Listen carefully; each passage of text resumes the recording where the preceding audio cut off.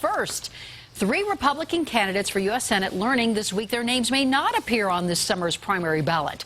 The Secretary of State's office first telling Jon Keyser he failed to collect enough signatures in District 3. A judge has since ruled he will appear on the ballot. And then Robert Blaha and Ryan Frazier found out their signature counts had fallen short in multiple districts on Thursday. So what happened? Well, Marshall is over with Secretary of State Wayne Williams to discuss how that certification process works. Marshall? Well, thanks, Ann. Thanks for joining us, Secretary Wayne Williams. Thank you very much. All right, so the biggest thing is a judge has ruled that Jon Keyser can be on the primary ballot after you had ruled that there were not enough valid signatures collected by Keyser because one of the signature collectors did not have an updated address with his registered Republican registration there. Why did that even matter? There are really 3 aspects for a signature petition. There is the individual who signs the petition, and there are certain requirements for that. That individual must be a registered elector, they must be affiliated with the party for 29 days beforehand, and that has to be the first of the petitions that they sign, and that counts as based on which is turned in first. Okay. They're not allowed to sign more than one according to state law. Those instructions are in the petition. There's a second category of requirements for circulators. They also have to be registered voters. They have to be affiliated at the time they circulate, not for 29 days. They could have done it that same day. And to be a registered elector, of course, your address must be correct in the system. What happened for Mr. Keyser is he had an individual who moved in between when they registered and when they began to work for him, and they didn't change their address.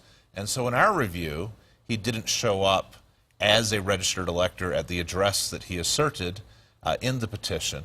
But a judge is allowed to receive evidence, and the judge received evidence from this circulator saying, hey, I moved, I wasn't intending to deceive anybody by using a different address, I was being straightforward, and so the judge allowed that in under a theory called substantial compliance.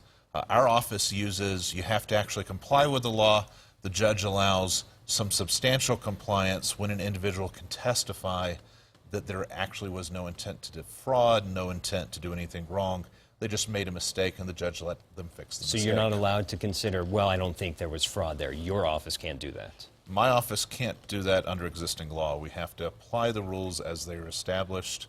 A candidate can go to a judge and say, hey, this person really did live here. There wasn't any wrongdoing here. It was just simply an honest mistake by a circulator who hadn't updated their address.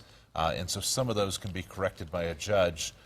They had enough signatures so that fixing a single circulator was enough to enable them to make the ballot. What does it take to verify signatures? Is this computerized? Are you taking a magnifying glass and looking at the signature compared to something on file? Are you looking at all of the 20,000 for each one that they've turned in signatures? So there's a different rule for petitions to put something on the ballot and candidate petitions. For petitions that put something on the ballot, we do a sampling to see if they match. For candidates, we actually go through individually, and that's because, Marshall, if you signed a petition for one of the candidates, you can't sign one for any of the others. And so we actually have to go through on a line-by-line basis. There are really 2 aspects for that. One is checking the signatures, and then one is checking the circulator and the affidavit portions of it. Both those have to be in compliance for the individual to have that counted. The disadvantage that Mr. Blaha and Mr. Frazier have is because they turned theirs in 3rd and 4th of the candidates.